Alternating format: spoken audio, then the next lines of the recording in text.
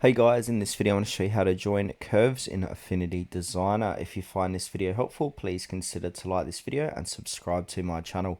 In saying that, let's just jump straight into the video. So what I've done for this demonstration, I've just joined some lines here, but I want to go ahead and connect all these lines. So I'm going to join curves basically. So what I need to do is obviously draw out the lines, then come to the left and click on the node tool.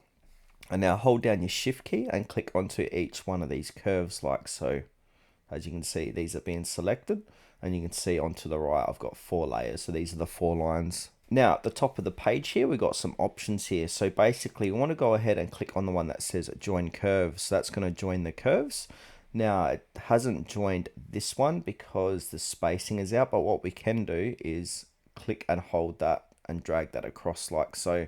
Now if I go ahead and click on the move tool, you can see that those curves have been joined